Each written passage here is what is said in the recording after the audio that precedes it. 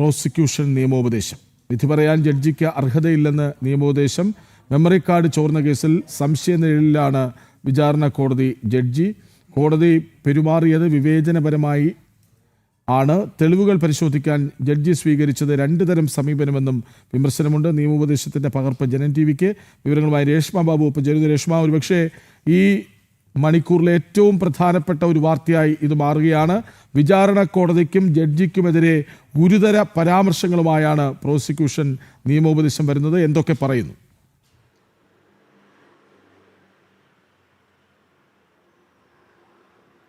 കൃഷ്ണരാജ്, സാധാരണ നിയമോപദേശം കൊടുക്കാറുള്ളത് അപ്പീൽ, അതായത് ഒരു കേസിൽ അതിൻ്റെ കീഴ്ക്കോടതി വിധിക്കെതിരെ അപ്പീൽ കൊടുക്കുന്ന സമയത്ത് അപ്പീലിന് സാധ്യത എത്രത്തോളമുണ്ട് ഇത് സംബന്ധിച്ച കാര്യങ്ങൾ നിയമോപദേശത്തിൽ ഉൾപ്പെട്ടിരിക്കുന്നു. നടി ആക്രമിച്ച കേസിൽ അപ്പീൽ കൊടുക്കുന്നതിന് മുന്നോടിയായിട്ടാണ് പ്രോസിക്യൂഷന്റെ ഈ നിയമോപദേശം വന്നിരിക്കുന്നത്. അതിൻ്റെ പകർപ്പ് ഇപ്പോൾ ജനം ടിവിക്ക് ലഭിച്ചിട്ടുണ്ട്.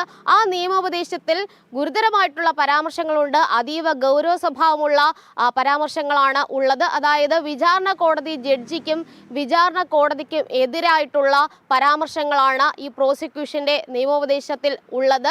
വിചാരണ കോടതി ജഡ്ജിയായ ഹണിയം വർഗീസിന് ഈ നടി ആക്രമിച്ച കേസിന്റെ വിധി പറയാൻ യാതൊരുവിധ അർഹതയും ഇല്ല എന്നുള്ളതാണ് ഈ പ്രധാനമായിട്ടുമുള്ള ഒരു പരാമർശം. കാരണം പക്ഷപാതപരമായിട്ടാണ് വിചാരണ കോടതി ജഡ്ജി ഈ കേസ് കൈകാര്യം ചെയ്തത്. ദിലീപിന് വേണ്ടി എഴുതിയ വിധി എന്നാണ് മറ്റൊരു ഗുരുതര പരാമർശമായിട്ട് ഉൾപ്പെടുത്തിയിരിക്കുന്നത്. അതായത് രണ്ട് തരം സമീപനമാണ് തെളിവ് സ്വീകരിക്കുന്നതിൽ വിചാരണ കോടതി ജഡ്ജിയായിട്ടുള്ള ഹണിയം വർഗീസ് സ്വീകരിച്ചത്.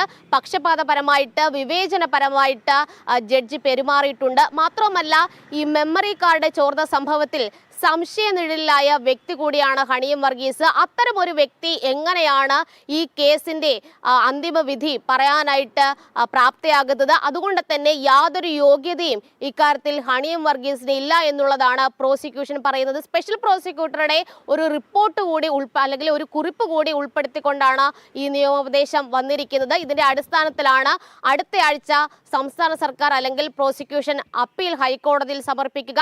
അതുമാത്രമല്ല, 1 മുതൽ 6 വരെയുള്ള പ്രതികൾ, ഈ വാർത്ത വരും മണിക്കൂറിൽ വളരെ വിശദമായി എടുക്കേണ്ടതുണ്ട്. നടിയെ ആക്രമിച്ച കേസിൽ വിചാരണ കോടതിക്കും ജഡ്ജിക്കുമെതിരെ ഗുരുതര പരാമർശങ്ങളുമായി പ്രോസിക്യൂഷന്റെ നിയമോപദേശം. വിവരങ്ങൾ നൽകുകയായിരുന്നു രേഷ്മ ബാബു.